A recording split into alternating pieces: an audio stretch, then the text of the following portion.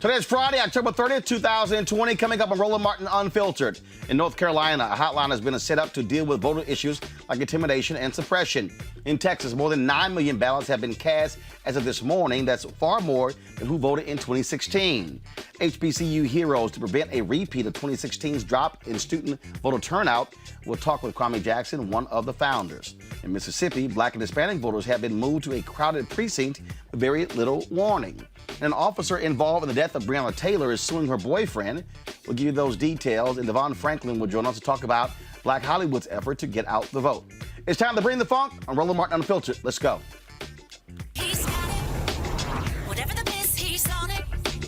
Whatever it is, he's got the scoop, the fact, the fine. And when it breaks, he's right on time and it's rolling. Best believe he's knowing.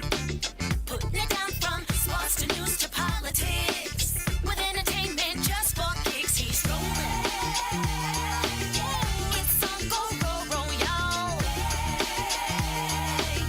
It's Roland Martin, yeah. Rolling with Roland now. He's funk, he's fresh, he's real, the best. You know he's Roland Martin now.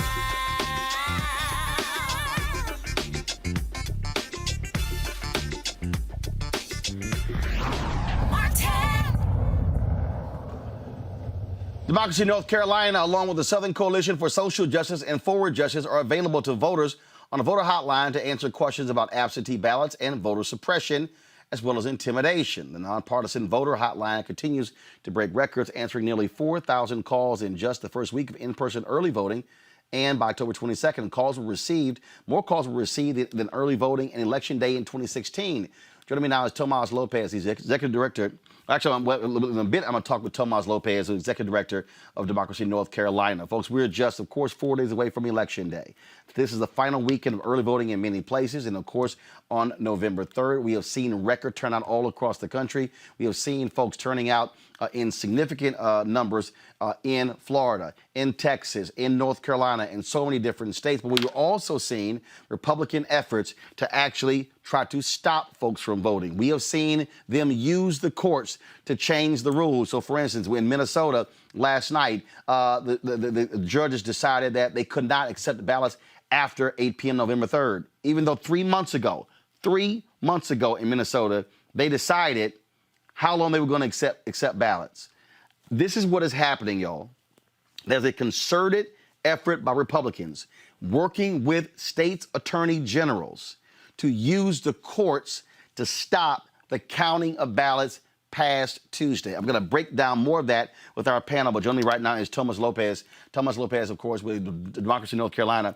So give us a sense of what's been happening in that state as well, because, again, we're seeing the courts used for voter suppression across the country. What's been happening in North Carolina?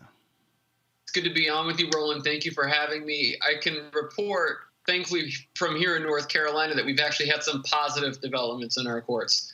Number one, our federal courts have upheld the ability for voters who have issues with their absentee ballots, a process for them to correct those issues without having to cast a new ballot. That's number one. Number two, the U.S. Supreme Court also actually decided not to push back the deadline by which people have to have their ballots received. So what that means is that in North Carolina, if you get your ballot in the mail postmarked by 5 p.m. on November 3rd, it can be received and counted as long as it's received by 5 p.m. on November 12th. Now, that's different from some other states. That's pretty much the opposite of what we saw with Wisconsin recently. But so far, we have had some good results in the courts here in North Carolina. Of course, we're very mindful that, really the courtroom situation is only going to continue in many circumstances. Well, you're absolutely right, because, again, that's their strategy. It's very interesting. I just saw this tweet where somebody said Donald Trump would get blown out on Tuesday. The race would be called for Joe Biden, and then Donald Trump would start demanding, please count all votes. And again, so it's just crazy what is going on. I was in Raleigh, North Carolina last week. Give us a sense of, have there been intimidation efforts? I know some groups were actually at the polls, watching, making sure other folks who, frankly, are Trump supporters don't show up to intimidate voters? We are concerned about intimidation. We have seen, I think what we've seen over the course of the last 2 weeks, North Carolina voters have been voting in person since 2 weeks ago yesterday. Increased incidents. A big category of this is aggressive electioneering. So candidates getting in people's faces, people campaigning getting in people's faces, people invoking the public health crisis, the coronavirus, and in doing so. I think as we go into the final days of in-person voting, so our last day of early voting is tomorrow, and then of course election day is Tuesday, we are concerned about incidents where, we could see people taking further action to try to deter or interrupt voting. The thing here, what is happening in North Carolina, we had Cynthia Wallace on yesterday who's running for Congress. I mean, y'all have really been ground zero for the type of crazy, deranged attacks by Republicans to stifle the vote. I mean, the last decade has been outlandish in North Carolina. It's hard to counter what you've said, Roland. I mean, we have seen in North Carolina, both through structure and through practice, attempts to attack voting access, and when those have failed, further attempts to attack voting access. Where we are now, thankfully, is we've got a strong community of folks on the ground who have been fighting for voters at the local level, at the state level. And so even though there have been a lot of attempts to restrict voting access, we've got 17 days of early voting.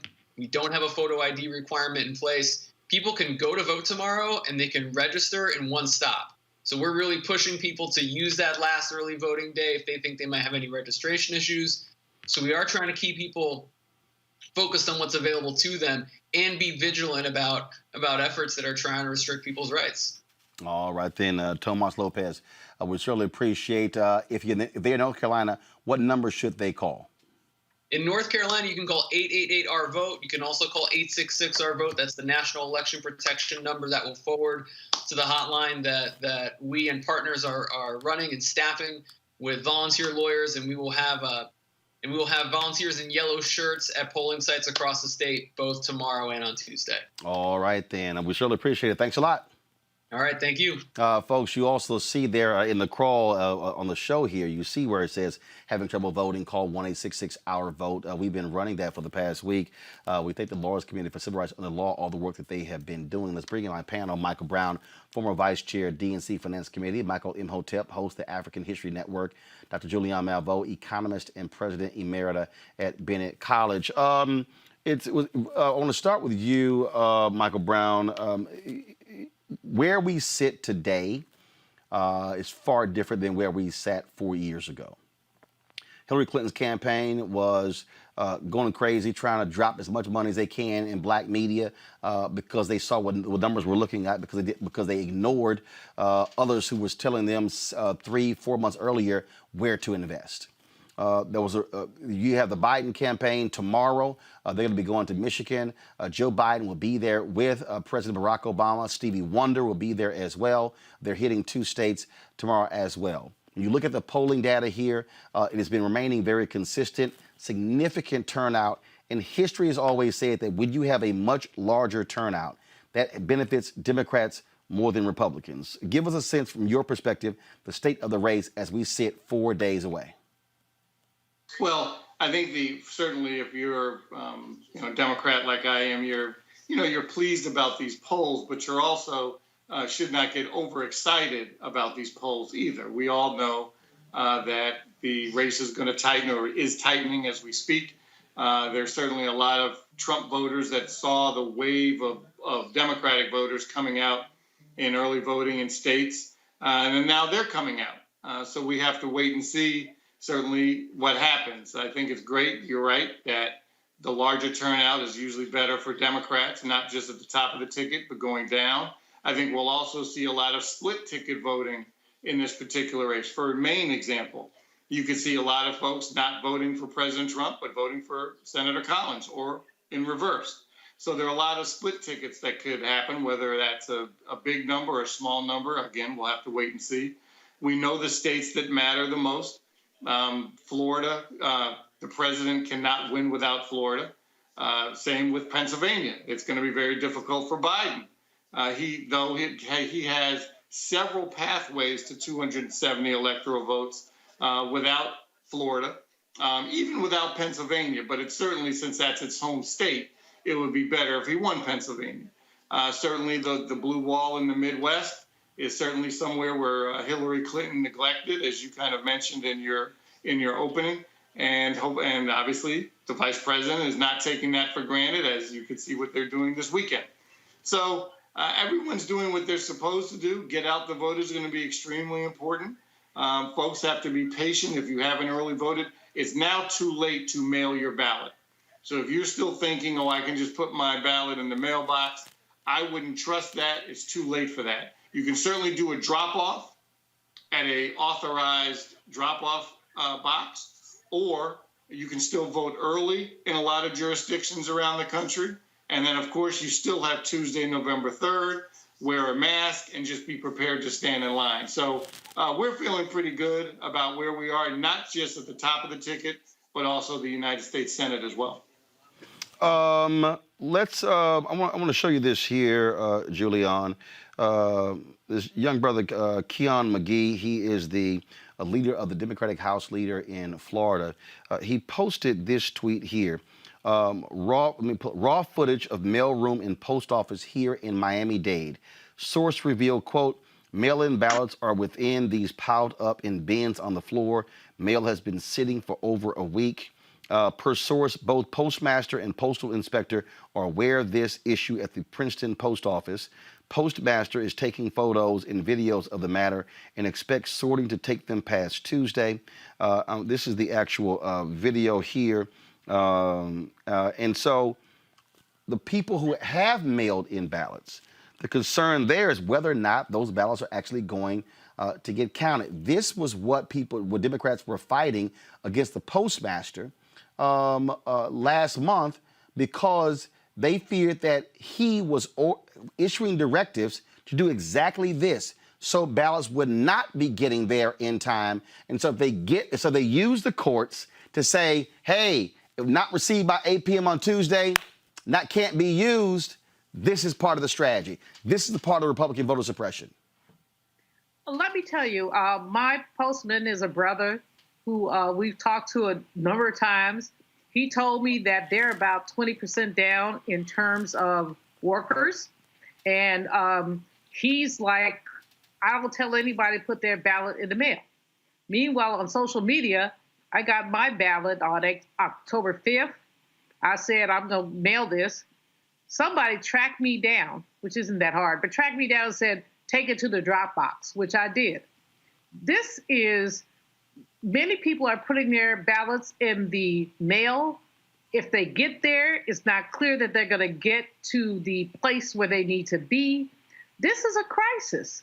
And it's a crisis that's been engineered by Mr. Joy, 45's selected slowdown dude, who has decided that he does not want to basically shore up the post office. So what's happened is some people are leaving because they had some layoffs. Some are leaving because they either have COVID or are exposed to COVID or have people in their household exposed to COVID. And then you have women, and African-American women do work at the post office. And you have women who are trying to take care of their kids and trying to do their work. This has been rigged.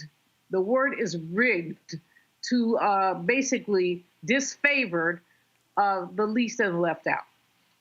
Well, Michael, the thing here is this here.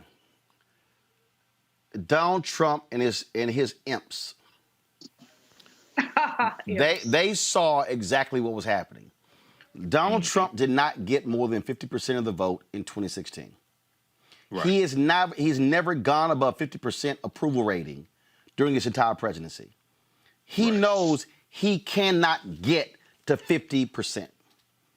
So what he's trying to do is to keep the threshold below 50 so he can be able to try to steal the election. That's the strategy. It's perfectly clear. And they're using the courts because these Trump appointees are ruling against these states. That's what's also going on. Well, see, once again, Republicans are playing the long game, Roland, and we have to understand this. Politics is the legal distribution of scarce wealth, power, and resources, and the writing of laws, statutes, ordinances, amendments, and treaties, their adoption, interpretation, and enforcement. We don't understand the judicial branch of the government.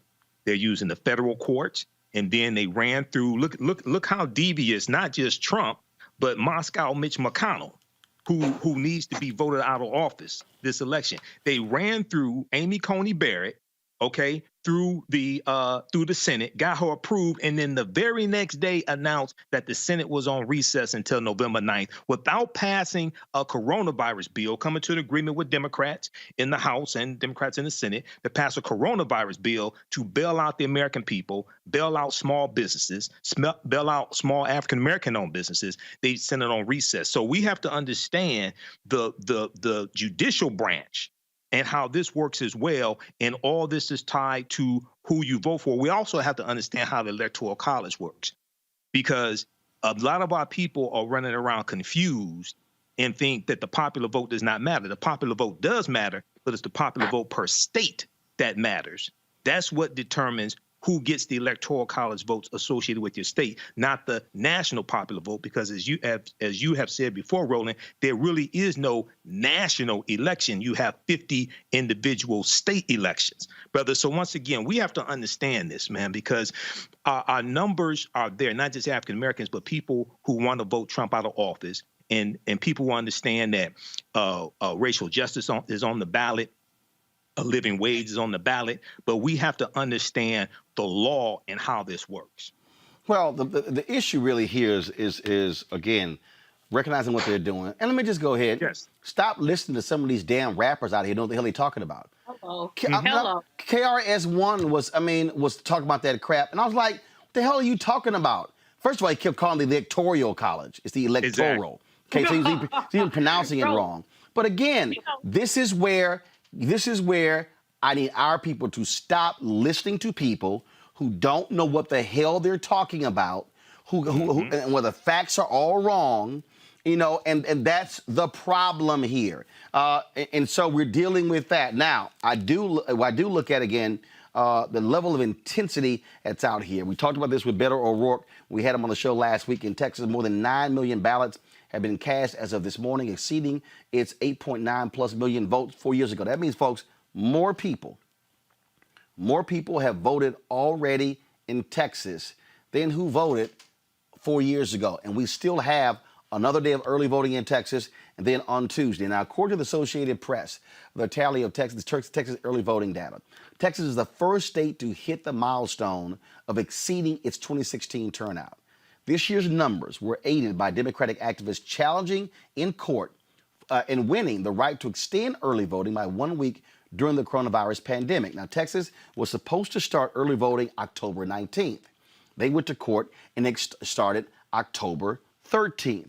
That's what happened there in Texas. Now, all of this is important because we have to understand the power of our vote and how we use it and where it comes from. And so we're seeing a level of turnout. This also, as we talked about on this show yesterday and all week in the last several months, why local elections also matter. Who you put in office and what those folks are doing. All of those things absolutely matter, folks, when it comes to voting. I think we also, as we begin to examine, at this latest juncture, it's all right now, Michael, it's all about, again, trying to drive your people. That's where we are right now. The rally is going to be taking place over the weekend. Senator Kamala Harris today was in Texas. She actually returns to Georgia on Sunday. That gives you a sense. Of exactly where we stand in this election. The fact that the Democratic VP nominee would be in Texas and Georgia with 4 days left in the election. That shows you that they have a shot at picking off those two historically, in the last 20 years, red states. And that's great to see that, that Georgia and Texas are in play. And now that you focus on Texas, Roland, you're exactly right. It's interesting. Texas, the only way they can deal, and you mentioned obviously this earlier in the segment, is how to suppress the vote. What happened in Harris County last week was a disgrace. The fact that the Texas Supreme Court says it's okay to have just one drop box in Harris County. Harris County is larger than many states in our country. Well, in fact, the Texas Supreme Court was not meeting in person because of COVID. Yeah, right. And it's actually obviously a disgrace. People have to drive, whatever it is. Some folks have to drive 2 hours. I talked to some folks in Houston the other day, and they're trying to figure out either how to get there or they're just going to have to stand in line, do early voting. And so it's just too bad that suppression is just this out in your face. And and Roland, you and I have talked about this before, until we have a national, not state, national regulations on voting that are uniform, then local county clerks, local judges can determine what voter suppression looks like. We have to have a national reckoning and a national regulation for what voting should look like in this country, including a national holiday on Election Day. But that's down the road. We'll figure out how to do that when President Biden is in office, and we'll figure that out then. Well, Julian, I talked to Senator Chuck Schumer about that yesterday, and I'm telling you, if the Democrats get control of the United States Senate, they will control the House. The first bill should be a massive voter protection act that includes really putting the teeth in, getting rid of that sunset provision for the Voting Rights Act and making it permanent. That's what should happen. It absolutely should. I mean, Congresswoman Marcia Fudge said at the beginning of the last congressional session, that's what she wanted to do. People were shilly-shallying around it for any number of reasons, but the bottom line is that we have to ensure people's right to vote. We can't do states' rights, but as Michael was talking, what occurred to me is that the challenge and the tension has been around states' rights versus national rights. I mean, whatever happened to the notion of a nation, we have to make sure that whether you're in Mississippi or Maine, you have the opportunity to vote. Now, we have a number of issues beneath that. Do we still need an electoral college? But the fact is that if you go from state to state, you see these shenanigans, which reflect the Jim Crow era, where, as in Florida, Roland, you were just there. You know, you have to pay your fines before you can vote. This is like a poll tax. It slaps us in the face, especially when we go to other countries and tell them what they need to do that we don't even do here. So we have a dilemma on our hands, but this administration has exacerbated the dilemma, and we're hoping that a new administration will grapple with it. Michael, again, I think when we examine what is going on in this country right now, when you look at how desperate Republicans are acting, look, I'm not even confusing anything here. This is why, and I've said it, hashtag fire Trump in November, hashtag fire GOP in November. Right. To look at people who literally want to steal an election, who want to keep folks from voting. None of these people deserve to be in office. And so I don't want to hear the people who say, Roland, you're trying to get us to vote Democrat. No, I'm trying to get you to actually vote for people who are not going to screw you, who are not going to sit here and try to run roughshod over you. And that's what they're doing. It's abundantly clear that's what they're doing. Absolutely, Roland. Well, I think what's important to understand, I think what's important for people to understand, especially African Americans, is to look at whose policies best line up with your interests and your agenda. Okay, not political party. Okay, I don't belong to any political party. Not political party, but whose policies best line up with your agenda. Okay, and then who is constantly blocking policies from being passed into law that will help you. Like, who blocked the George Floyd Police and Justice Act?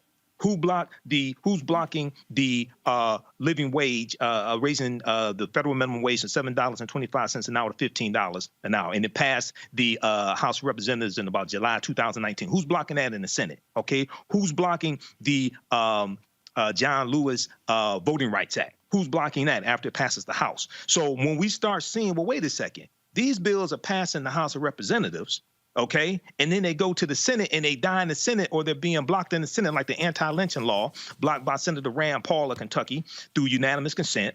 And then the Juneteenth bill. Senator Kamala Harris and Senator Cory Booker tried to get the Juneteenth bill passed in the Senate. That was blocked by Senator Ron Johnson of Wisconsin using a unanimous consent rule as well. So it's not, what's important for our people to understand is not about political party. It's about whose policies are going to be most beneficial to us, whose policies are going to do the least amount of harm, who keeps blocking these policies from being passed into law, and who is trying to take away policies that already exist that are beneficial to you. Okay, so then when you start looking at that, then you can start figuring this, you can start better understanding this. Look, folks, what we are dealing with right now, of course, is a sea change in this country. And what we must begin to understand is that every vote is indeed going to count. Every opportunity to get out there. Look, if you are in, I'm telling you right now, I was in Michigan on Wednesday. I'm telling you right now, you have got to be crazy and stuck on stupid if you're in Michigan to vote for John James for the United States Senate. I don't care if he's black. I don't care if he's a black man. John James is no Ed Brooke. John James is the kind of black man who is going to be in the pocket of Mitch McConnell. How many times has Senator Tim Scott actually really stood up to Mitch McConnell? When it comes to these judges, man, once or twice. Michael, when we were there, I saw the billboards. John James, he doesn't even want to mention he's a Republican. And the deal is this here. This is what black people have to decide. And this is real simple. You got Senator Gary Peters, who's a Democrat. John James, black man, who's a Republican. Peters is white. James is black. It's real simple. Which judges will John James vote for? Exactly. Mitch McConnell judges. Will John James vote for voting rights? Did John James say that Donald Trump, he backs him 2,000%? It's a tight race there in Michigan. It's a tight race there in Minnesota as well. If you're in Alabama, if you're black and in Alabama, don't say your vote doesn't count. You should be voting for Doug Jones over Tommy Tuberville. The same Tommy Tuberville who could not even, who gave one of the most unbelievably crackhead-ish answers I've ever heard with regards to the Voting Rights Act. Matter of fact, let me just try to find that video. Michael, give out folks our perspective on what's happening there in Michigan with John James and black voters while I find this video. Go ahead. Yeah, no All right, problem. well, with, I'm not sure which Michael. Sorry. Michael. Sorry, Michael. Okay. So with John James, was very interesting in a lot of the commercials for John James. He does not mention that he is a Republican. I just saw an interview that my friend Mr. Hood did on TV with John James, and when asked how he was going to help African American owned businesses, he did not give specific answers. He sidestepped the issue. He plays on the fact that, hey, I'm here in Detroit. I came back to Detroit to help. I'm a business owner here in Detroit. That's good.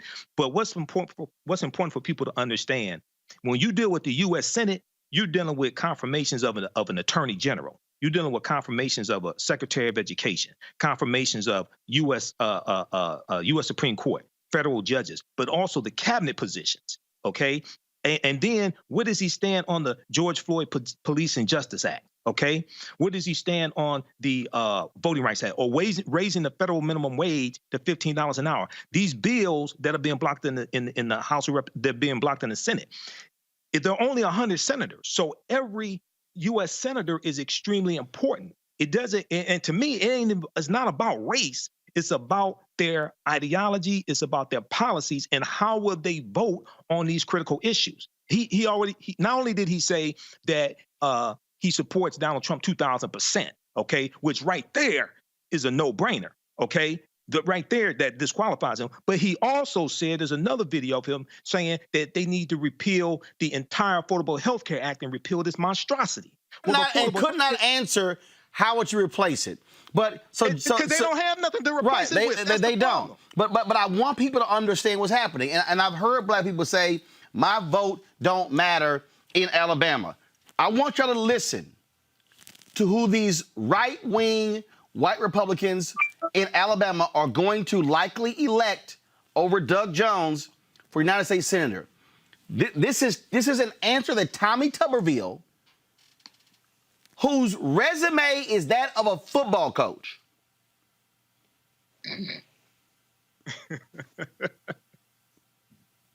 A football coach. Right. I want y'all to listen. This man could very well be, could likely be the next U.S. Senator from Alabama. I want y'all to listen to what this man had to say about the Voting Rights Act, which was born out of Alabama. Listen. The thing about the Voting Rights Act is, it's, there's a lot of different things you can look at it as. Who's it going to help?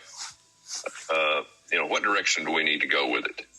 I think it's important that with everything we do, we keep secure. We keep an eye on it. It's run by our government, and it's run to the point that it's got structure to it. It's like education. I mean, it's got to have structure. Now, for some reason, we look at things to change, to think we're going to make it better, but we'd better do a lot of work on it before we make that change. Julian, what are you drinking? LaCroix water. Lord, I'm like, you sitting here taking a swig on air. Lord, okay. I didn't know that I was on air, but it was just like a little, fizzy fizz. Can y'all make out what the hell that man just said? No. No. But I was paying attention even though I was swigging. I mean, that, you know what? In case somebody missed it, let me play it again. You just want to mess with us, right? No. I need the black people in Alabama who are watching us. I need the black people in Alabama who think their vote doesn't count. This is why you got to vote for Doug Jones. And I got some fool on YouTube saying, Roller, you saying vote for Democrats. What's your choice? Before I play this, let me say this again. There is one party that is hell-bent on suppressing your vote. There is one party that blocked Juneteenth as a national holiday. There's one party that blocked the anti-lynching bill. There's one party. There's one party that is advancing federal judges who don't support civil rights. So, for all y'all stuck on stupid folks who are saying, well, I don't get why you saying vote for them, but please, by all means, show me, provide me the proof where Donald Trump, Mitch McConnell, Tommy Tuberville, Tom Tillis in North Carolina, David Perdue in Georgia, Kelly Loeffler in Georgia, Cindy Hyde-Smith in Mississippi. Mm-hmm. Show me where they are right now voting to advance anything on behalf of black people. Show me the proof where John James in Michigan is advancing anything with black people. I'll wait. Show me where Lindsey Graham is advancing anything for black people. Convince me that Lindsey Graham will be better for black people in South Carolina than Jamie Harrison. Convince me that that Cindy Hyde-Smith, who ain't had no problem in basking in a Confederate flag, will be better than Mike Espy. Show me, please, where David Perdue, who sat there and had insider trading, will be better for us than John Ossoff. For all y'all fools who running y'all mouth, I want one of y'all to bring the facts to the table. And you can't bring that trash-ass platinum plan with you.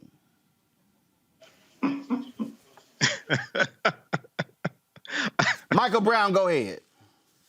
Yeah, and I think you called it the aluminum foil plan. You don't even call it right. It's an aluminum foil plan. You know what? Those folks that are texting you and have texted me, and we see on similar shows that, you know, and certainly they act like they understand kind of politics and what's going on in the world. They're falling for the okie doke, and it's very disappointing to see how they're falling for it because it's so obvious. And one of the more disgusting things, and Roland, you went through all the different candidates, in particular the Republican candidates who are black. That attorney general in Kentucky is a disgrace. And he's clearly following the particular roadmap that Tim Scott followed, that now James is following in Michigan, because he wants to be the governor or a senator. And he's like, look, if I have to be in the pocket of 45, or if I have to commit to being in the pocket of Mitch McConnell, fine. Tell me what I have to say. Give me the money so I can run an effective campaign, and I'll be on your side. I'll be on your team. And it's the typical sellout. And it's very disappointing that so many folks are falling for the okie doke. And I'm talking directly to some of those people that are texting you, Roland. They should be ashamed of themselves. These folks. There are so many people who are really funded by these Republican trolls. I'm thinking about this young man who is running against Maxine Waters, who has about $8 million. I mean, this is a small inner city district. First of all, he about as dumb as a doorknob. That's the kindest thing anybody could say about him, Roland. But but he has Trump money. He has other money. Ain't nobody gonna move Auntie Max. But the point is that they are setting us up.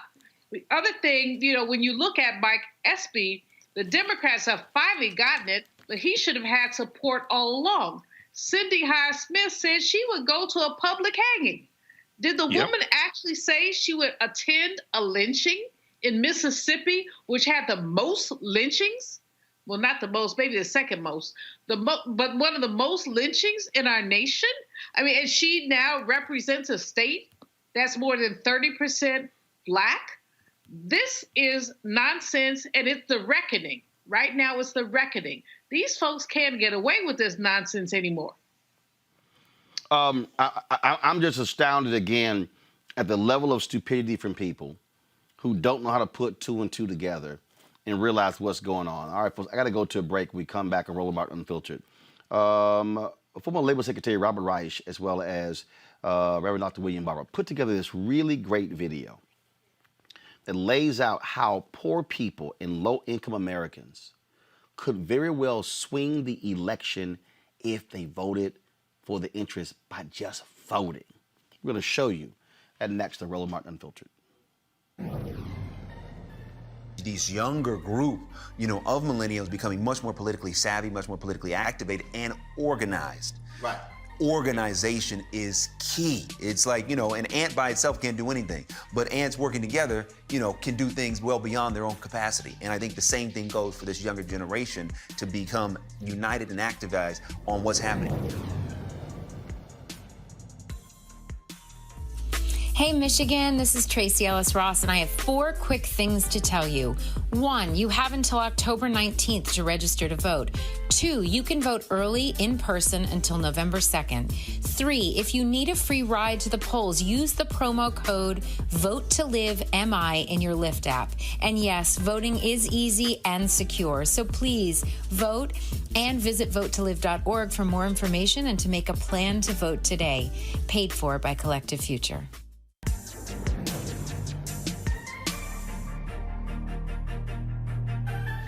it's your man Fred Hammond. I'm Deion Cole, and you're watching Roland Martin, Unfiltered. Stay woke.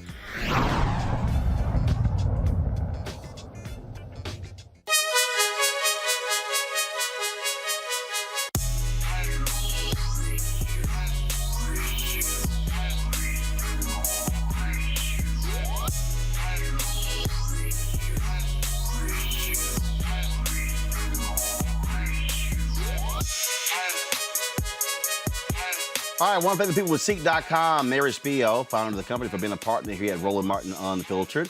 They, of course, have their various products here. They have their virtual reality headset, allows you to watch their virtual reality video right through your phone. You can go to look at the content on their site, Seek.com, CEEK.com, to watch the content. You also, of course, have the 360-degree 4D headset, a tremendous bass.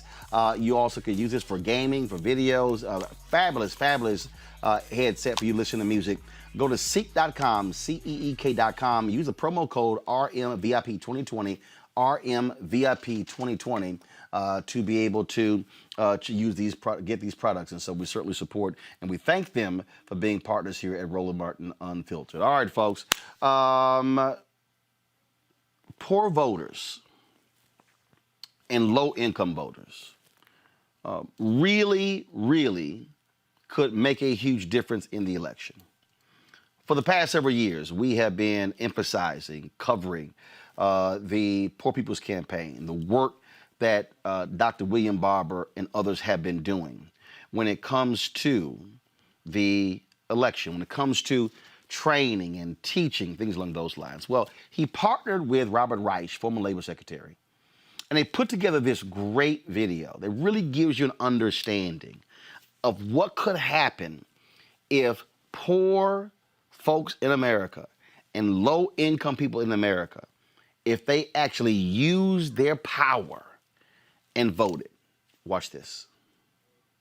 Across the country, everyday people have secured structural democracy reforms that have led to major wins that move our country forward. Our system is rigged in favor of the wealthy. These elites use their wealth to purchase political power and buy off politicians who will keep enacting policies that overwhelmingly benefit them and keep the rest of us from fully participating in our democracy. Sowing division is their main strategy for holding on to power. Now, it's easy to feel downtrodden as every aspect of our broken system is laid bare. As the country reels from the death of those like Breonna Taylor and Supreme Court Justice Ruth Bader Ginsburg, and the rights of millions of Americans hang in the balance, it feels more and more like the system is stacked against us. I've been working to overhaul our broken system for decades. I know firsthand how hard the struggle for true justice and equality is. My mother worked on it, my father worked on it, and those before them.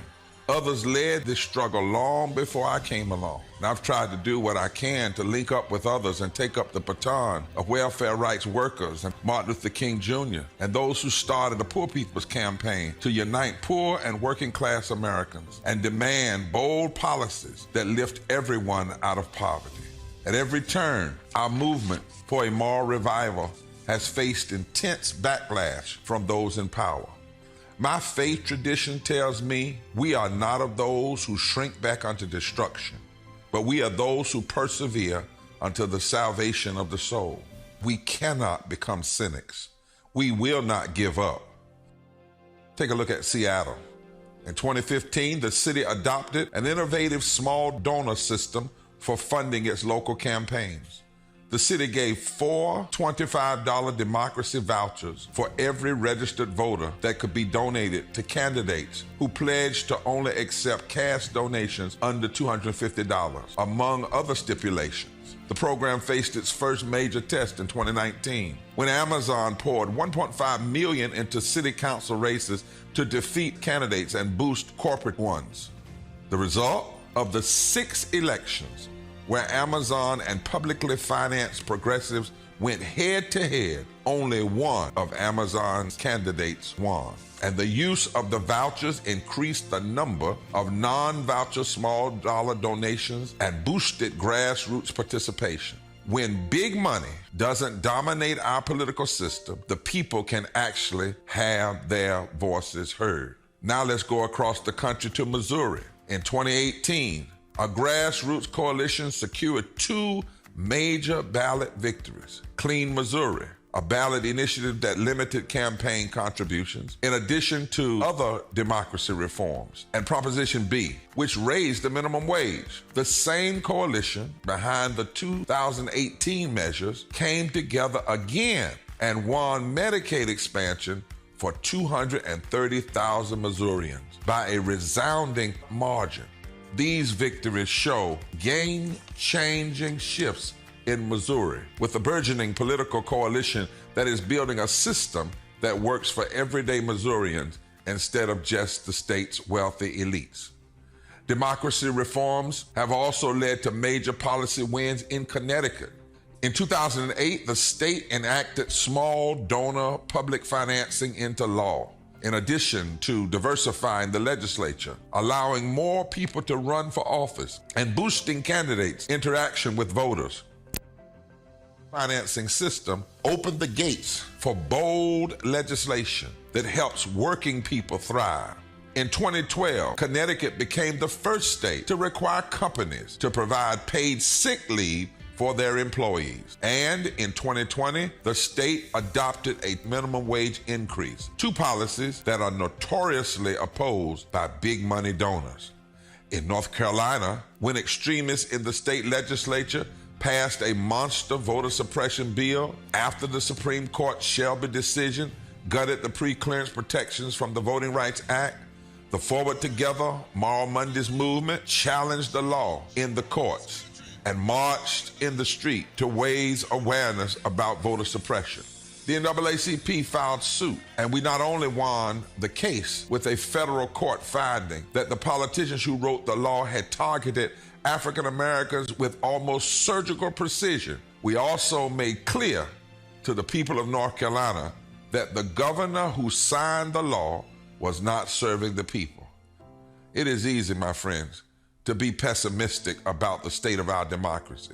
Some states are restricting voting access. Dark money is flooding some political campaigns, and some politicians governing for their wealthy donors at the expense of everyone else. But we can build on the momentum of grassroots victories and let these inspire us to get bold reforms enacted on the federal level. Poor and low wealth people now make up over 30% of the electorate. 1/3 of all poor people live in the South. Every state that is a voter suppression state blocks living wages and blocks health care.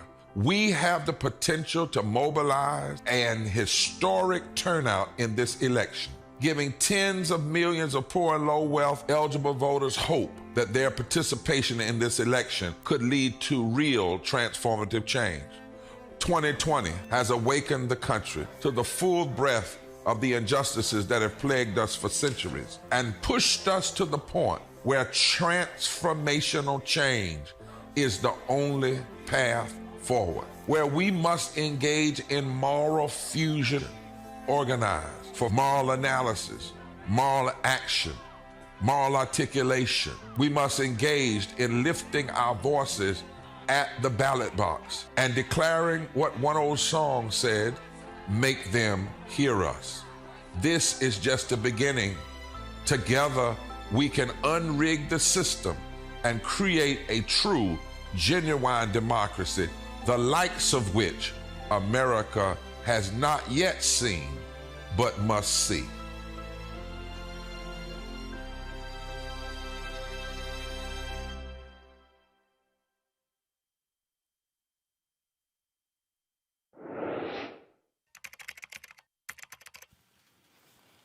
Michael Imhotep, I wanted to show that video because I wanted people to really understand how the dots are connected. Yes. I also wanted to show that video because I needed our people to also understand that when people say, I don't have power, that right there exposed how folk with small money, but who care enough about the issues, mobilize and organize to defeat big money. We do not live in a nation where billionaires have to control everything. That billionaire might be worth 2, 3, 5, 10, 20, 50, 100 billion, but his ass got one vote. Mm-hmm. She got one vote. A billionaire has the same number of votes as a homeless person, but one of them uses it.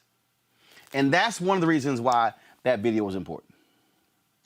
Yeah, it's a very important video. Number one, Dr. Reverend William Barber III does some great work. I've been following him for a few years now.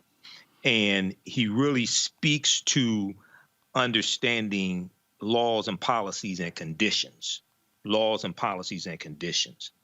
Now, the reason why many of our people don't fight back is because many of our people don't think they're worth fighting for. Because their self-esteem has been so devalued, has been attacked so much that a lot of our people feel hopeless.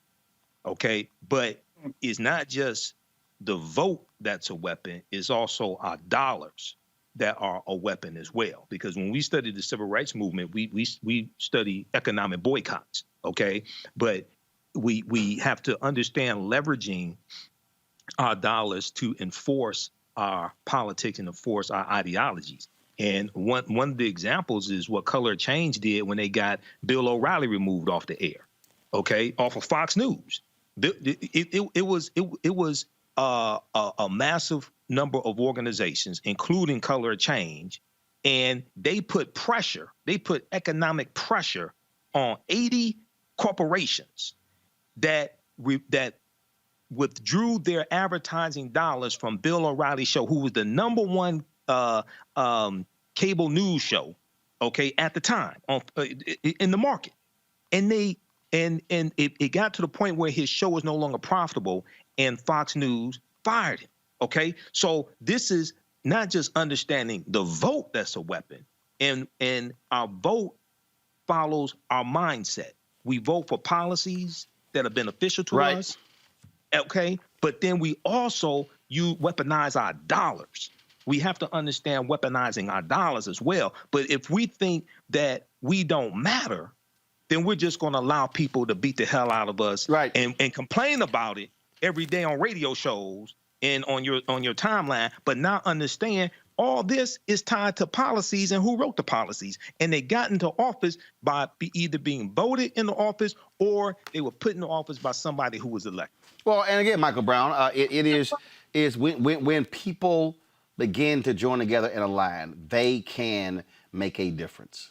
But again, you can protest, but if you don't vote, your protest really was a waste, because that's the policymakers who are actually going to be the ones to make the change. You know, Roland, you're absolutely right. Hold on, Julian. Hold on, Julian. That's Mike Brown. I'm going to Mike Brown, then you. And I do want to also congratulate Reverend Barber. Great piece of work, the kind of work he does. Just a great leader, and we're lucky to have him out there in the front lines. But, also with folks that are kind of the least, the last, and the lost, as our former mayor here in D.C., Marion Barry, used to say and coined that phrase, is that folks are also, it's not just a frustration, but when you're basically in a fight for your life every day on how to put food on the table, how to take care of your kids, how many jobs you have, whether gunshots are going to be ringing in your neighborhood, and a whole host of other issues related to the social injustice in our communities, it's very difficult then to say, oh, and you know what? Voting also has to be on my to-do list, because we haven't made it. We have to do so much work with folks that are from our communities to help them understand that if you do participate and do vote, then your life can be better. We can't guarantee, remember in the Constitution, it's pursuit of happiness. You just want to have the opportunity to get that pursuit. But right now, a lot of folks, it's just about survival. and how to make it to the next day. And we have to make sure that we put voting and political participation on their to-do list. But it's very difficult when folks are battling every day just to survive. Julianne, go ahead. I think that Michael Imhotep has a more limited view of our people. From the perspective that you talk about self-esteem, it's not about self-esteem. It's about survival. When you look at our history, we have voted. People have been killed for voting. And even now, people are not being killed, but there are very significant barriers to our civic participation. We have to acknowledge that if we're leaders, if we're thought leaders, if we're thinkers. More than that, we have to deal with the hurdles that Black people have to clear to do the work that we need to do. We're sitting in a COVID environment where people are not even able to survive. Our kids are being so shortchanged that is frightening to me. It really is. We have Black kids who are now a year behind in terms of education. This is going to show up in the rest of their lives. Let me give you a hypothetical. Single mom, 3 kids, 1 computer in the house. All 3 kids are supposed to be online. She's not seen as needy because she has a computer. But that 1 computer cannot accommodate those 3 kids. There's so many stories like that, and we need to deal with that. And so I'm not trying to blame my people and say, oh, we're scared and we're not that.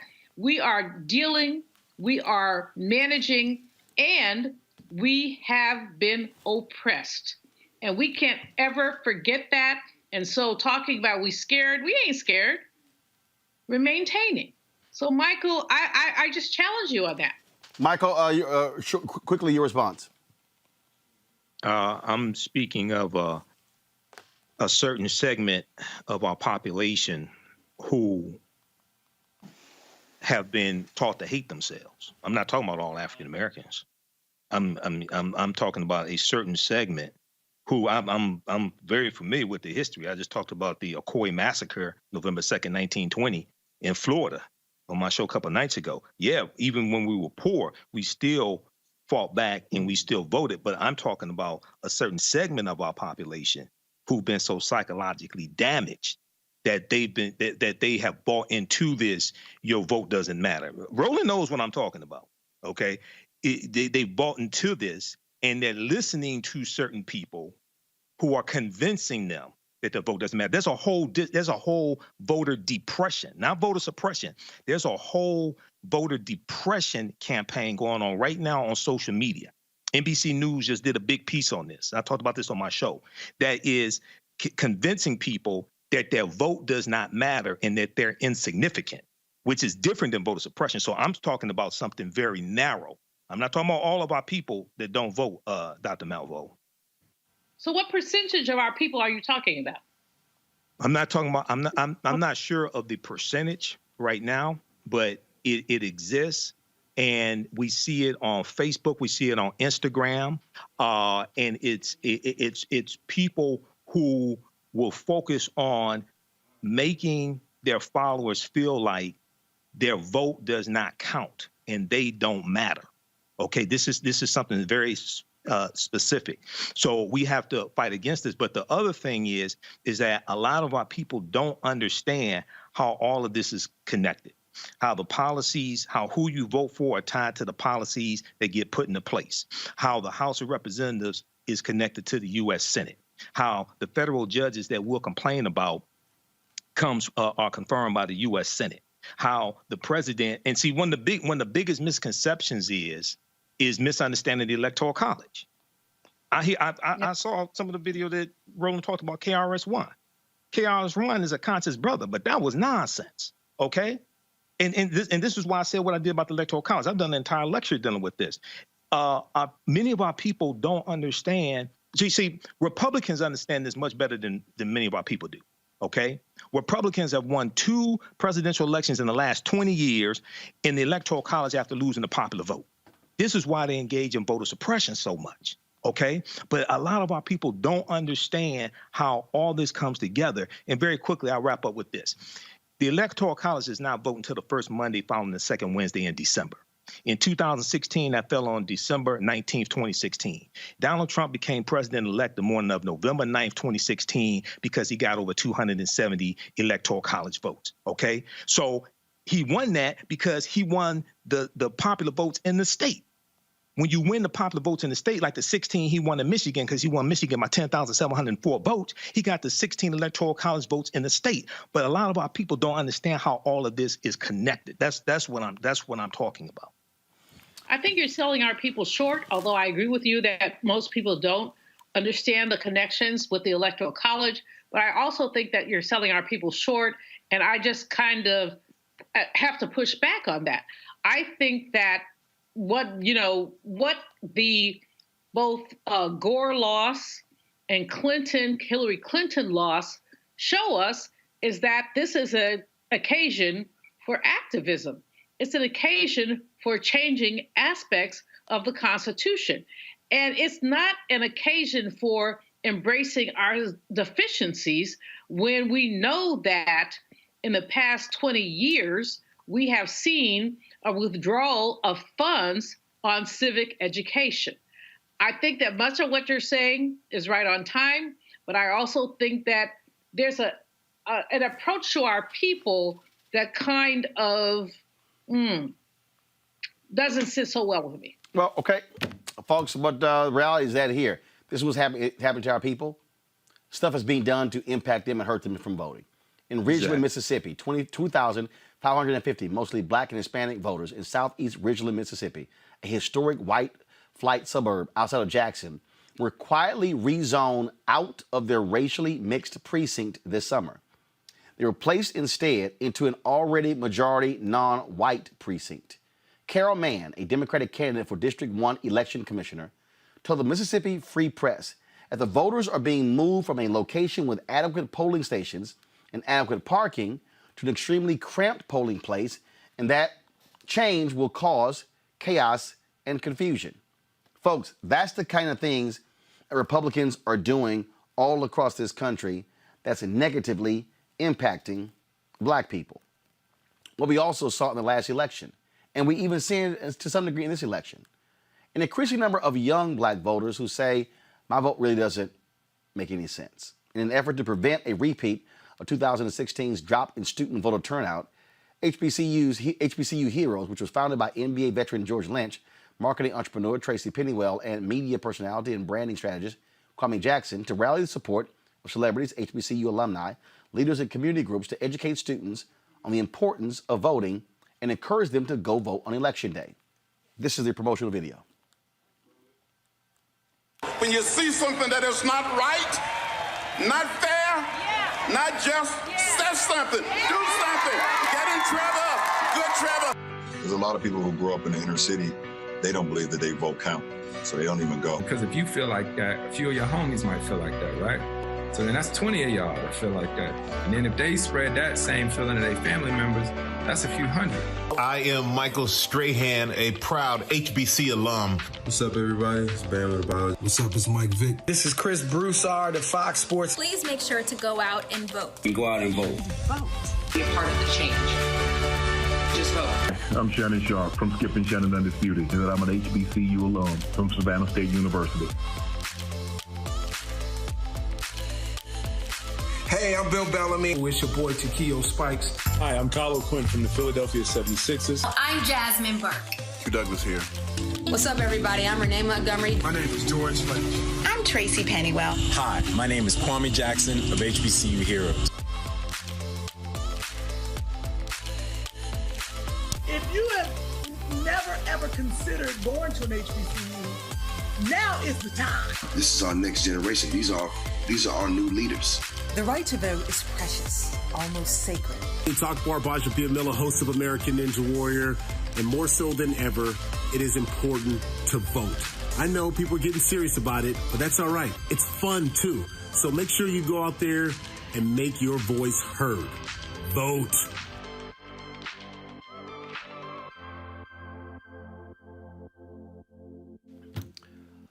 All right, joining us right now is that Kappa Kwame Jackson. What's up, Kwame? What's up, my man Roland? How you doing? So let's talk about this here, man. We saw a big dropout, big drop-off, if you will. And I remember being in Ohio, and I was talking to a couple of young folks, and they were like, yeah, we voted. We ain't really want to vote for Hillary Clinton. I would love to talk to those two young folks today and ask them, what have you thought about the last 4 years?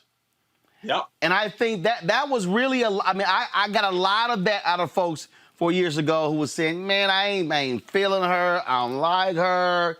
Yeah, we ain't gonna lose much with Trump. He the same as Hillary Clinton. And then it was like 6 months later, what the hell? I'm like, hashtag, we tried to tell you. We did try to tell you.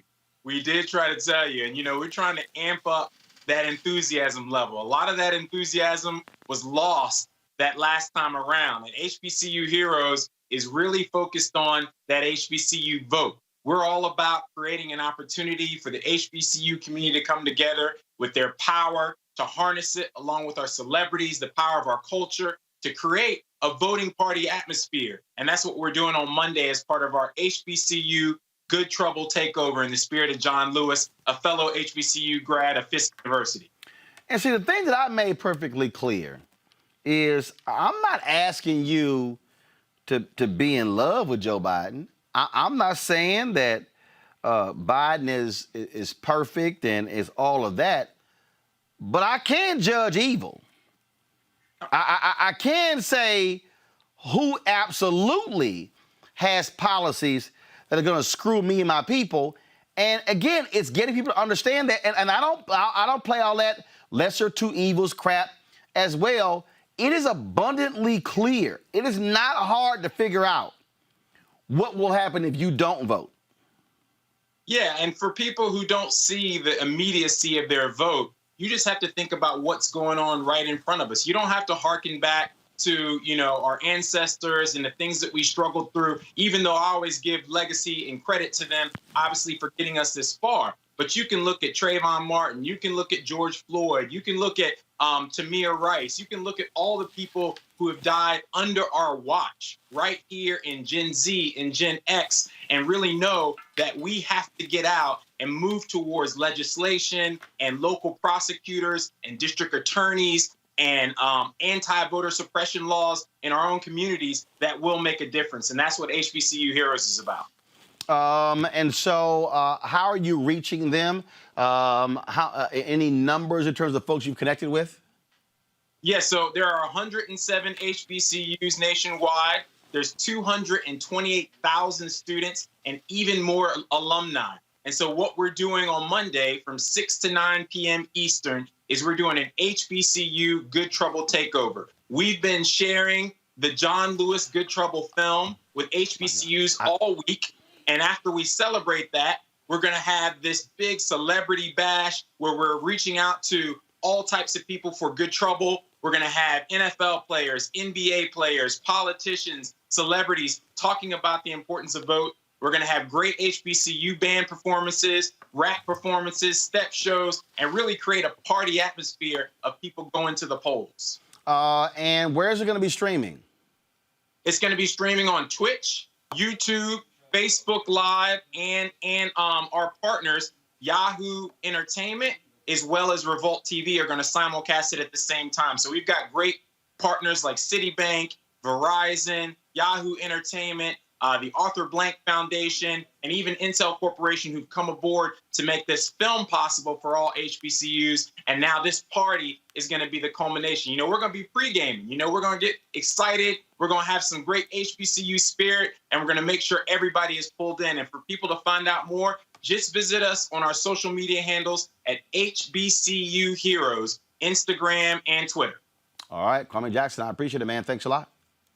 Yes, join us, and don't forget to vote 6 to 9 Monday night. We'll see you there. Join us for the HBCU Takeover Party. All right, sounds great. All right, folks, got to go to commercial break. When we come back, we'll talk about the Louisville cop who is suing the boyfriend of Breonna Taylor. What the hell is that about? We'll also We'll talk with Devon Franklin about how Hollywood is actually getting out and moving folks to vote. And Otis Moss III, pastor of Trinity Church of Christ in Chicago, has worked on this particular film showing 3 generations of his family, including his father. Of course, civil rights legend Reverend Otis Moss. It's a very interesting film, and we're going to actually show you that as well right here on Roland Martin Unfiltered. We'll be back in a moment.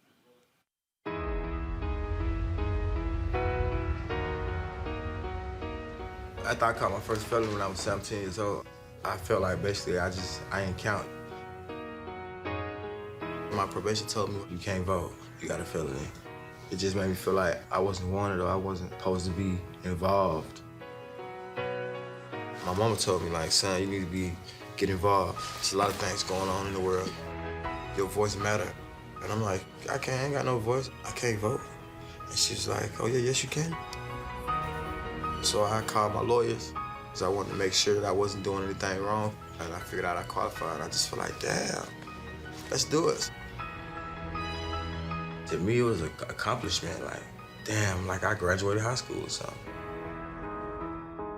Look what we done so far. It still need to be 10 times better, but you gotta vote. That's what changed the rules. That's to change the laws. I really felt good voting, like, because I was told I couldn't, or I was told I wouldn't be able to clean up or get away from my past, and look where I'm at now. I voted, and I was able to be a part of where I live, which is here at home in America. My voice mattered.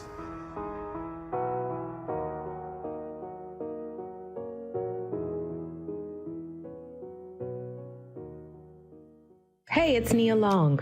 Listen, I'm where I am today because a lot of people believed in me. They knew I could make an impact if I had a chance to have my voice heard. In this election, voting is our chance to make an impact. So please, South Carolina, vote early, in person, between October 5th and November 2nd. And if you need a free ride to vote, use promo code VOTE2LIVESC in your Lyft app. Visit votetolive.org for more information. Paid for by Collective Future. Hi, I'm Eric Nolan. What's up, y'all? I'm Will Packer. I'm Chrisette Michelle. Hi, I'm Chaley Rose, and you're watching Roland Martin Unfiltered. The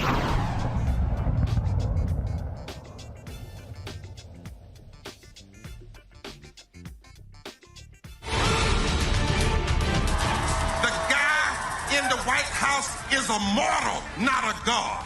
The members of the Congress, they are mortals, not God. Bowing down is not enough. We will stand up again. We will march again. We will preach again. We will organize again. We are black. We are white. We are Latino. We are Native American. We are Democrat. We are Republican. We are independent. We are people of faith. We are people not of faith. We are natives and immigrants. We are business leaders and workers and unemployed. We are doctors and the uninsured. We are gay. We are straight. We are students. We are parents. We are retirees. We are America. And we're here. And we ain't going nowhere.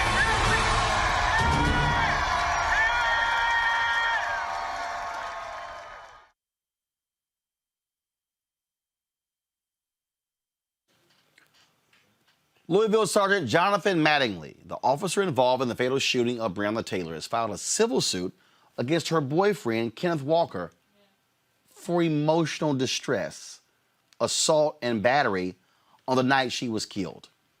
The lawsuit claims that Mattingly experienced severe trauma, mental anguish, and emotional distress because of Walker's actions on March 13th. I'm greatly confused here, Julian Malvo.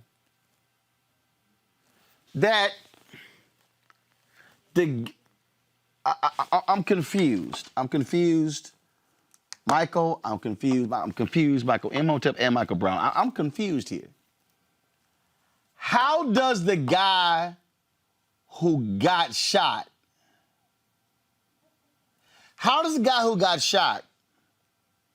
who lawfully had a firearm, and when folks tried to bust down the apartment and fired at them, how does he create emotional distress when he was the one who got arrested. Michael Imhotep, go ahead. Okay, well, Roland, this is another twist and turn in this case that really looks and smells like a cover-up. Severe trauma, mental anguish, and emotional distress because of Kenneth Walker's actions on March 13th. But what's very interesting here, because I read the article from CBS News, I read the article from NBC, what's very interesting is they leave out what the Kentucky State Police report said, because the Kentucky State Police report, as reported by USA Today, September 27th, what they said was, due to limited markings of comparative value, the 9mm bullet that hit and exited Sergeant Jonathan Mattingly, who's filing this civil lawsuit, was neither, quote, identified nor eliminated as having been fired from Kenneth Walker's gun. So when you look at the report from the Kentucky State Police, they're saying the ballistics are of the bullet that came from Mattingly is inconclusive that it came from Kenneth Walker's gun. But that's not what Attorney General Daniel Cameron said when he did his press conference.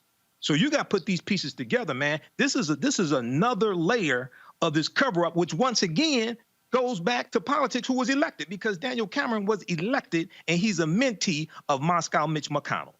Mm-hmm. It is astounding. It's astounding how these people. This reminds me, Julian, of the cop who pushed and shoved the general manager of the Toronto Raptors, who filed this report talking about how he was punched and he was sore. He had to go to the doctor and he had mental anguish. And then the video was released, the body cam video. He was never touched. He was lying. Roland, have been thingified. And this goes from post-Reconstruction until now. We have been thingified, which means we're not people in some people's eyes. So they can do whatever they want to do. Take our baby girls and grab them by their braids, put your knee on somebody's neck and not worry about what it means, beat the you-know-what out of somebody, bruise and say, oh, that just didn't happen. And this is really a wake-up call. I thought after George Floyd that there would be an opportunity for some of these racist you-know-whats to reflect on themselves. But their reflection is that we can still do whatever we want to do. And, I'm writing about money and Reconstruction and all that, and I can't finish because every time I start reading something, I go crazy.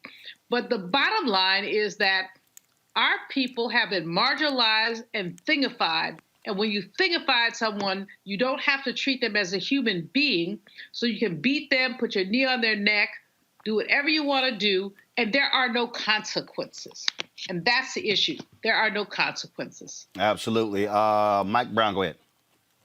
Yeah, and it's interesting relative to Kentucky, and Michael touched on it. I think the bullet and the shooting is certainly part of what he's suing for. And I imagine the lawyers are actually going to use the emotional distress of the aftermath, that he was being called a racist and a killer, and that he is so far from that he was emotionally distressed from it. I bet that's more the linchpin of their suit for the emotional distress of how dare you accuse me of being racist and killing this woman. I'm not racist, and I didn't kill her intentionally. That's probably where the crux of the emotional distress lawsuit is coming from. And I'm sure Kenneth Walker's lawyers are thinking of a countersuit, is my guess, for their emotional distress, which is certainly much more justified than the police officers. Absolutely, absolutely. All right, folks. Mississippi Senate candidate Mike Espy released this video from Reverend Jesse Jackson Sr. Supporting his campaign. Check this out. People are following by example versus understanding why they're doing so. So I really thank you for coming out here and let these people see you out here, instead of just TV or what have you. Hey, man, that's a pleasure. Was killed in Jackson, Mississippi, trying to register people to vote. Dr. King spoke to us in Washington. There was only one black official in the whole South Now the chance So the video was the muffled there. So what I want to do is I want to start that video over so you can hear this ad that Reverend Jackson did for Mike Espy. I can not forget 1964 in Pennsylvania, Mississippi, trying to have a black-white delegation in Atlantic City. June 7th, 1963, Medgar Evers was killed in Jackson, Mississippi, trying to raise the people to vote. When Dr. King spoke to us in Washington, there was only one black official in the whole South. Now the chance you have a U.S. Senator from Mississippi. For change we've had through much suffering, much work. We thank God for Mike Espy, former Congressman, Agriculture Secretary, and now U.S. Senator, to be. We're grateful to God today for deliver this time. Now, folks, we've talked about some of these rappers out here who just been running their mouths and doing nothing. Common is not in that category. We've actually run to him in 3 different cities, in Orlando, South Carolina, and Atlanta. He's been traveling all around the country, folks, really getting people excited about the right to vote. He tweeted this out.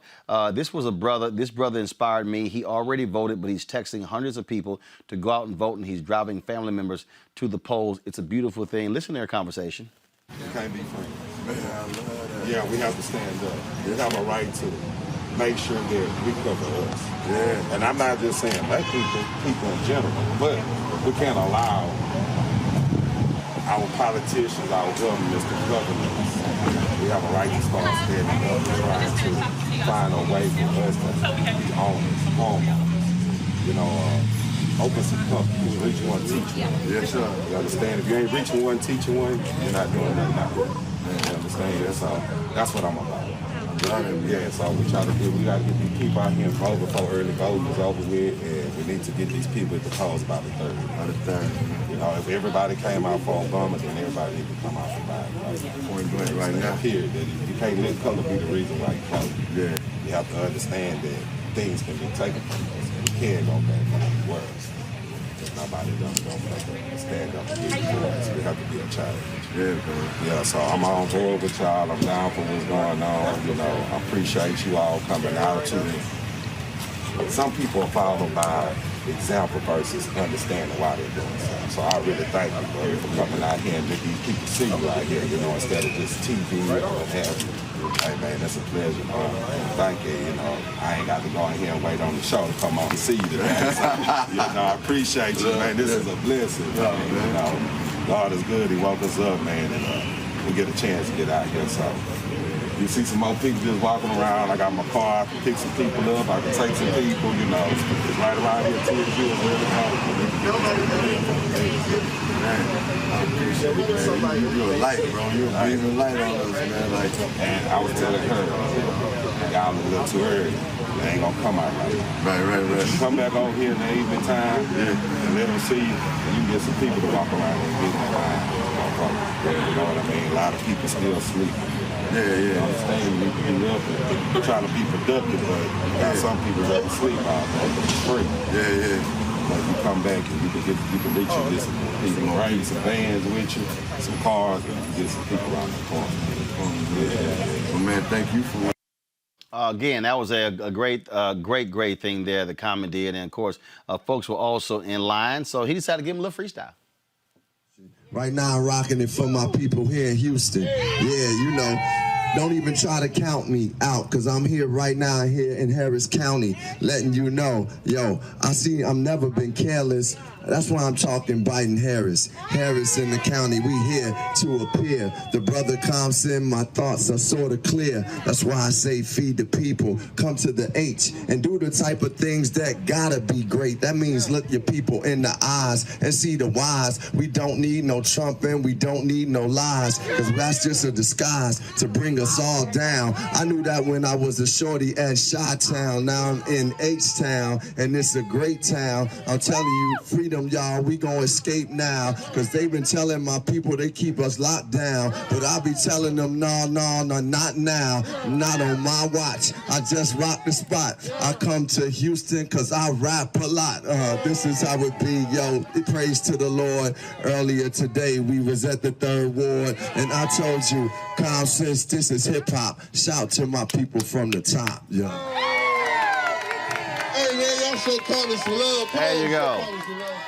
So again, you got folks out there who are doing the work. First of all, it's important to show that Common was talking to that brother.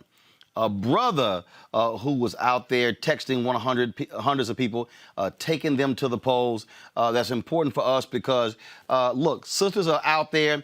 They are doing it, but also the folks at Black Voters Matter, they're also doing it, and they've been on a constant trip. They dropped this video on September 26th. Latasha Brown and Cliff Albright, them hitting all these different cities. And so I just want to show y'all, this is the video they did on September 26th, announcing their 12-state 40-day tour. We ran into them when we were in Detroit on Wednesday, so check this out.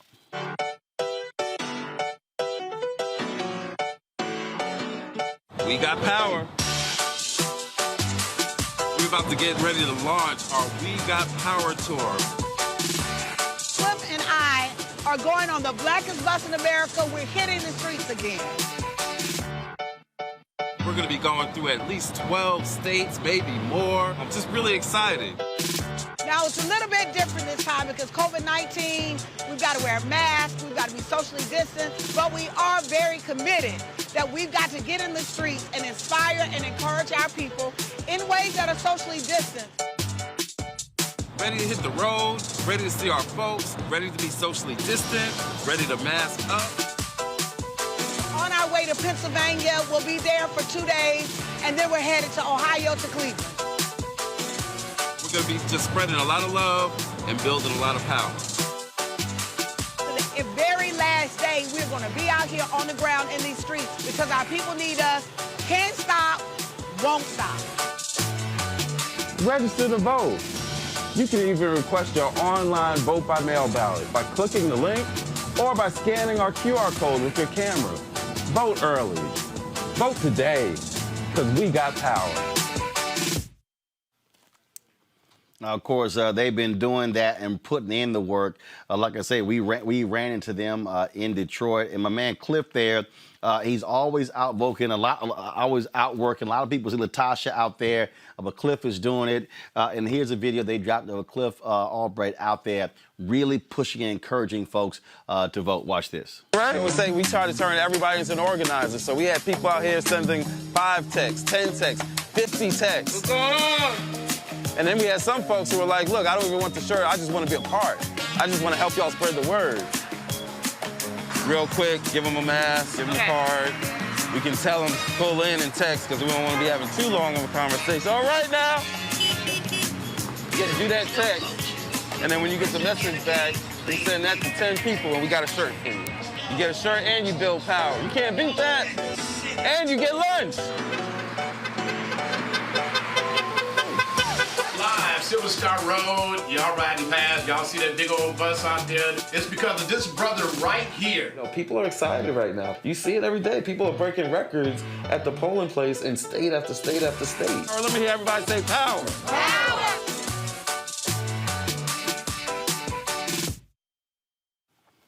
Right? Groups like, I say this here, Michael Brown, groups like Black Voters Matter are so critical. Because they are doing the work. A lot of people spend time and energy focusing on celebrities and what they're doing when somebody drops a commercial. But I know what Latasha and Cliff are doing. They were there in Detroit, man, the other day. It was in the rain. Latasha was like, look, sister just got her hair did. And they've been out there. And they have been putting in the work for the last, 3-4 years. And that's how it gets done. What Reverend Barber and the Poor People's Campaign doing, putting in the work. You got to hit the ground to touch folk and be able to reach them. And first, absolutely. But firstly, I comment on engagement. I want to comment on Common and the brother he was talking to. That, first of all, thank you to Common and congratulations for him to being out in the street and spreading the word. And to the brother he was talking to, that brother clearly hasn't fallen for the okie doke and is not listening to a couple of these rappers who are clearly off and don't understand what's going on. So congratulations to both of them. On the engagement part, You got to have, what they're doing is folks can talk about engagement and theoretically what needs to be done. But until you put boots on the ground is exactly what they are doing, and other organizations, exactly what folks are doing. You got to get in folks' face. You have to explain to them why it's important. And if you give them lunch and a T-shirt at the same time, great, nothing wrong with it. That's part of the engagement process. And as long as they keep doing what they're doing in other organizations, hopefully we can make a difference on Tuesday and obviously have a positive outcome. And obviously Vice President Biden and Senator Harris become the next president, vice president of the United States. 30 seconds each, Julian and Michael Imhotep. Roland, first of all, go ahead, let me Julian. give a shout out to LaCroix water, which I swig. I hear that y'all think I'm drinking beer. I don't like beer. I do love LaCroix. So just for the record. Secondly. Taking a swig. Huh? Taking a swig. Go ahead. But secondly, the whole issue of how we manage this. Common is the bomb. He was with, you were with him in South Carolina a few days ago, and he's just been out there for us. And I appreciate that from him, and I appreciate that from all the superstars who've been out there. But LaTosha Brown and the folks who are on the ground floor are the ones that we also need to celebrate. The fact is that we're a few days out. The fact is that there's a lot of nonsense going on. In some states, people are not being able to vote. I was on a radio thing last evening where even though Philadelphia is supposed to be okay, a woman said she went to get her ballot at 5:45. The place is supposed to close at 6. They said, we don't want to deal with you. So we have to show persistence and resilience in the face of this. We have to deal with the fact that voter suppression is not a 2020 thing. It's quite frankly a 1920 thing. We have to deal with the fact that our people have been marginalized consistently, and this is why race is one of the key issues in this election. And this is why we have, okay, I'm not going to go there, someone who likes to inflame racial tensions and someone else who wants to tamp them down. Got it. We are in the middle of a crisis, and in the middle of this crisis, we know there are folks like LaTosha, like Melanie Campbell, like you, Roland. You've been doing a great job. People who are stepping it up and saying, come on, y'all, let's get it done. Michael Imhotep, real quick. Yeah, well, shout out to LaTosha and Cliff for what they're doing. I mean, this is grassroots at its best. And they're out and they're engaged. They're making it fun. They're talking to people about voting, the importance of voting. But also what's extremely important is to tie these conditions that we talk about and fight against, tie that to the laws and policies and who you vote for in office. And then the other part that you talk about also, Roland, is the engagement on the other side of the election. Holding them accountable, holding the elected officials accountable. And brothers are out here working and organizing also along with the sisters as well. Absolutely. Julian, Michael, Brian, and Michael Imhotep, I certainly appreciate it. Thanks for joining us on our panel today. Thanks, Roland. Thank you, Roland. Keep it up. Will do. Keep it rolling. All right, appreciate it. All right, Good folks. work.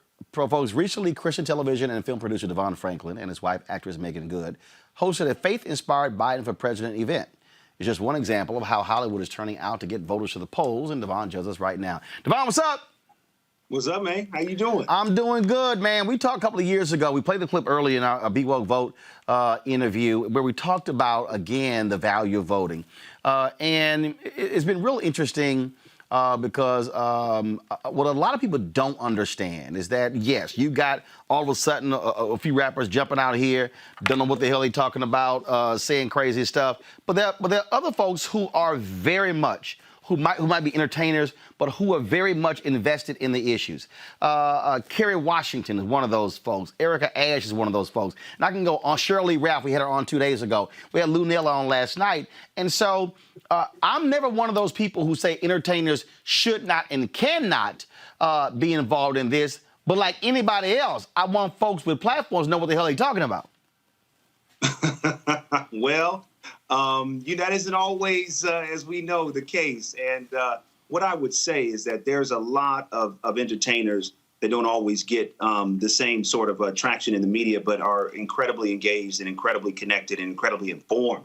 I mean, I've seen more engagement in the entertainment community around this election than anyone before. So I'm encouraged by that for sure. And I'm hoping this is the beginning of more engagement, consistency. I saw your interview you did with Ice Cube, which I thought was great. And I thought how you brought in the young sister to really add some substance and some context, I thought was fantastic. And I'm hoping that sort of education really continues, because it's really required to make real change. And again, I don't care who it is. It's about being educated on the issue. So when you step out there and speak, you are informing people. I was very critical of a KRS-One video that he put out where he was talking about the electoral college. And I'm going, no, don't tell people that your vote doesn't matter. It does. Your vote actually informs how the Electoral College must vote. The Supreme Court has already ruled that faithful electors must follow the popular vote in their state. It does matter. It sure does. It does. I just did a video where I said something similar to what you're saying. I'm like, listen, I know there's all these conspiracy theories out there that float around and all these ideas. The vote doesn't matter. It's like, no, it matters. You vote. They count the votes. Those votes ultimately get tallied up, and the Electoral College takes its cues from the local level. So, yes, voting matters. It's important, and do it. You stand to gain more if you do it, then you stand to lose if you don't. So go ahead and do it. It really does matter. So I completely agree, Roland. And, of course, many of y'all are gearing up for what's happening there in California. There's a ballot initiative that folks are really advocating for. Just explain to our folks what that's all about. Yeah, Prop 16 is critical. It's all about bringing back affirmative action and to make sure that there's equal representation under the law for people of color. Years ago, under previous administrations, affirmative action was taken away.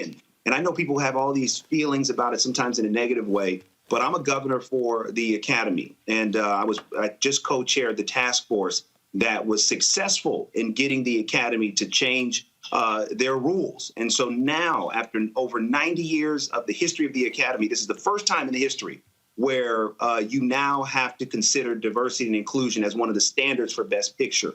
So I can tell you that without the actual policy to back up intent, sometimes this goal for representation, diversity, and inclusion only becomes that, a goal. So with Prop 16, it's all about saying yes on Prop 16 so that we can ensure that when it comes to education, when it comes to opportunities, that we as people of color don't get left behind. And that's what we have been seeing since affirmative action has been taken away.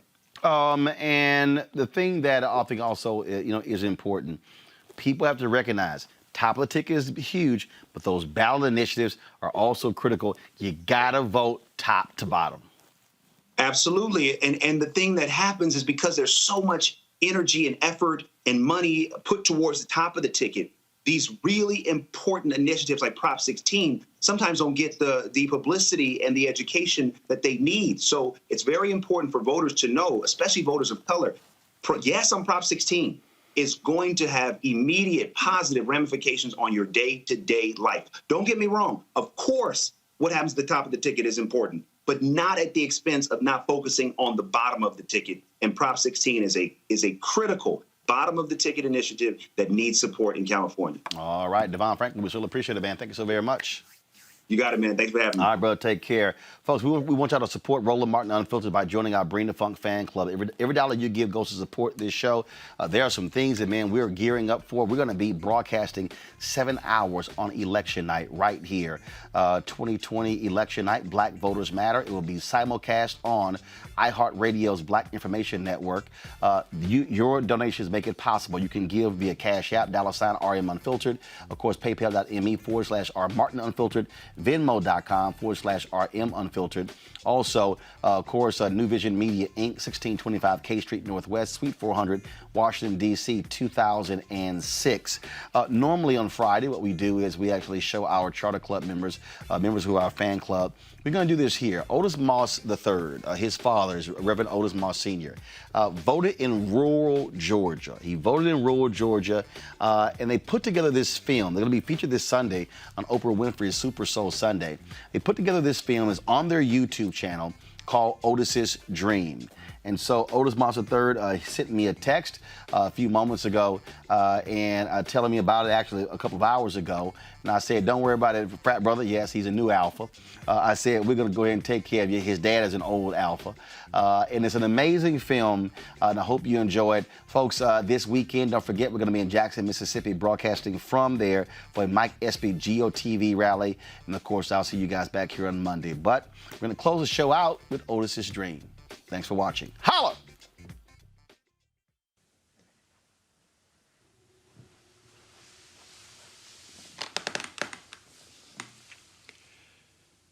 Let me tell you a story about my father, Otis Moss Sr.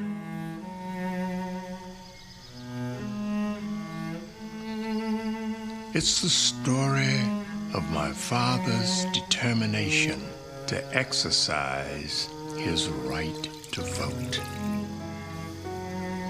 One morning in the fall of 1946, he got up, determined to cast his ballot.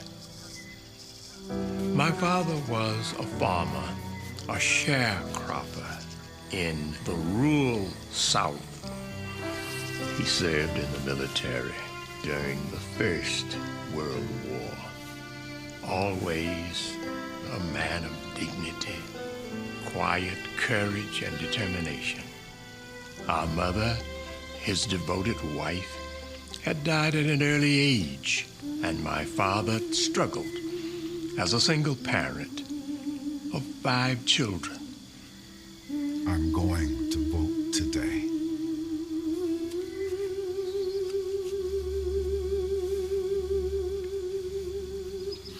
We were amazed, excited that our father is about to do something really significant. Go vote, Papa! Vote him out! Yeah, go get him! We love you! Go get him! Good luck! Bye! Love you! Take care! Go vote him out!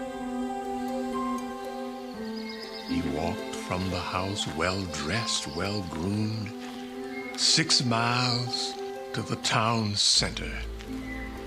Now, in every age, things have been introduced to keep certain people from voting, especially black people.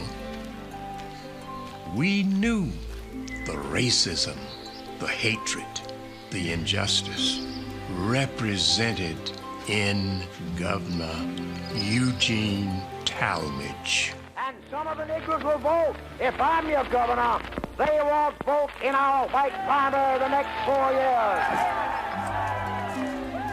He was well aware of all of the dangers, toils, snares, and roadblocks to keep him from voting. But he was willing to face all of that and exercise his right to vote.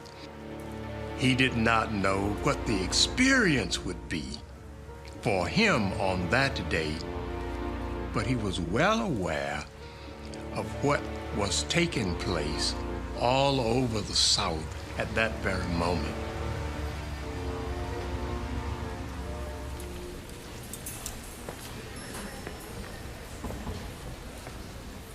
Mr. Goldsmith, my best to your family.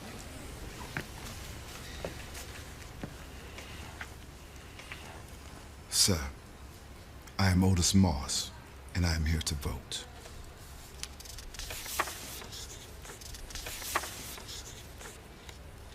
What did you say your name was? Otis Moss. Otis, it looks like you've come to the wrong polling place. You need to go over to the Mountville School. I have a letter here from the county stating that I vote here.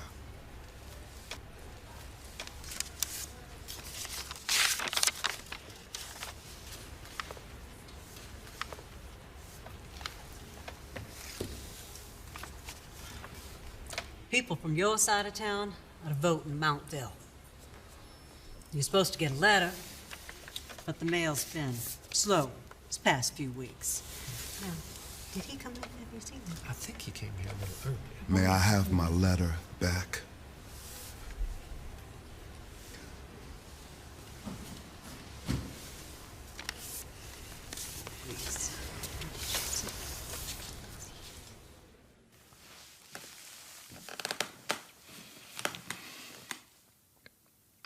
Let me tell you a story about my grandfather. He'd already walked 6 miles to the first polling place. Now he's being told, you've come to the wrong place. A clear and blatant lie. Now he has to go to the Montville School. And the Montville School is in a different city. I imagine as my grandfather walked, the sounds of the world crept into his ear. You are a second-class citizen. You are 3/5 of a person. You are nothing but a Negro. But in his spirit, he heard his faith and the song say, ain't gonna let nobody turn me around. Not just walking, but marching to the next polling place. He steps through the doors of the Montville School, unsure of what he will face.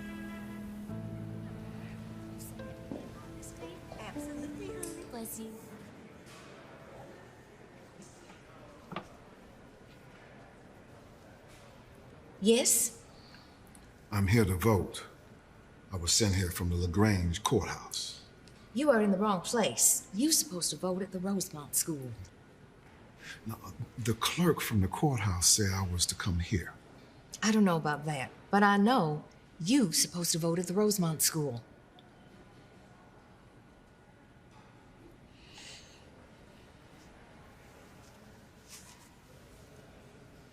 Ma'am.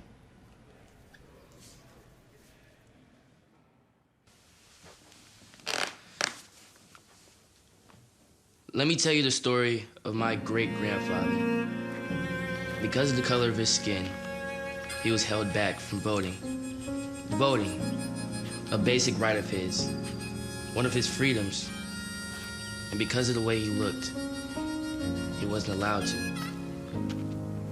Despite the next polling place being 6 more miles, despite the disappointment and the anger and the frustration, his determination, strong will, and dream to vote outweighed any disappointment that crossed his mind.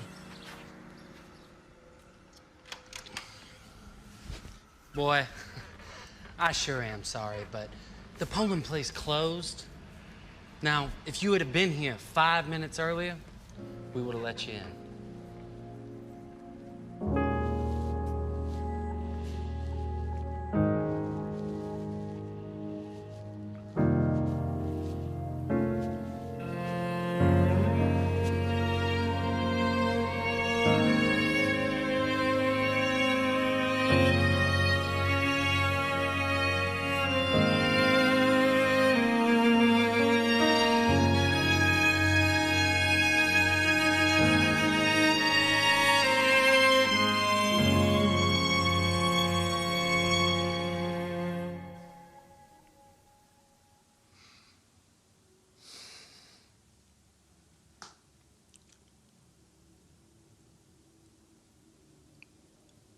Wounded, but never give up. Denied, but never accepting that denial. Insulted, but refusing to accept the insult inwardly, and thereby setting an example and a memory for generations unborn. Just a few years after that, our father was killed in an automobile accident. Fast forward I became a participant in the civil rights movement and the voting rights movement, and joined Dr. Martin Luther King Jr.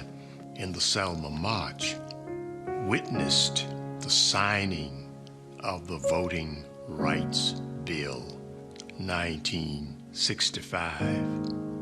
That was a great moment. It was a great victory. In the civil rights struggle, it was a great accomplishment. However, no one could dig up our father's bones and put a ballot in his hand. Some things are beyond repair.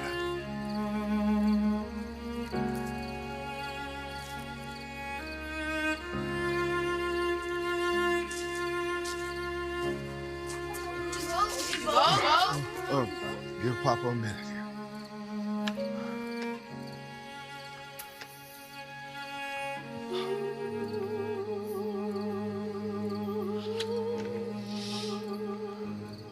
Next time. Next time. Listen here. Promise me. If you get a chance, you gotta vote.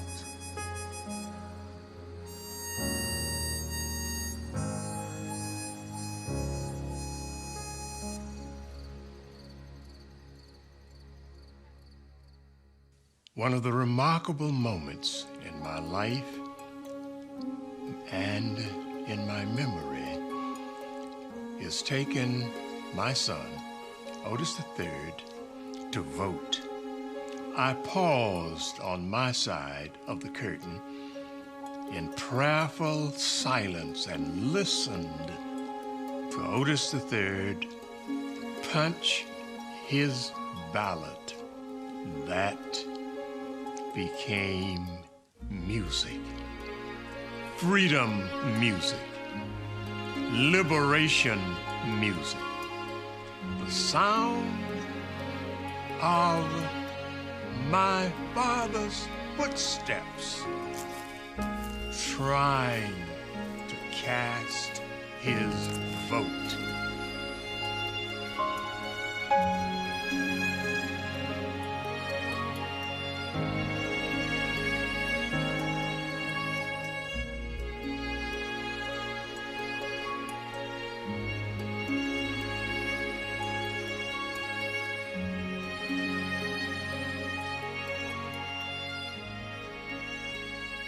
Walk with me, Lord, walk with me.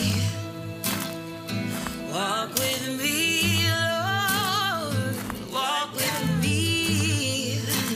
While I'm on this tedious journey, I want Jesus to walk with me. Walk with me, Lord. Walk with me, Lord. Walk with me, Lord. Would you walk with me while on this tedious journey? I want Jesus to walk with me. Walk with me, Lord. Be my friend, Lord. Be my friend, Lord. Be my friend, Lord. Would you be my friend while I'm on this tedious journey? I want Jesus to be my friend. Would you be my friend, Lord? Walk with me, Lord. Walk with me, Lord. Walk with me, Lord. Walk with me,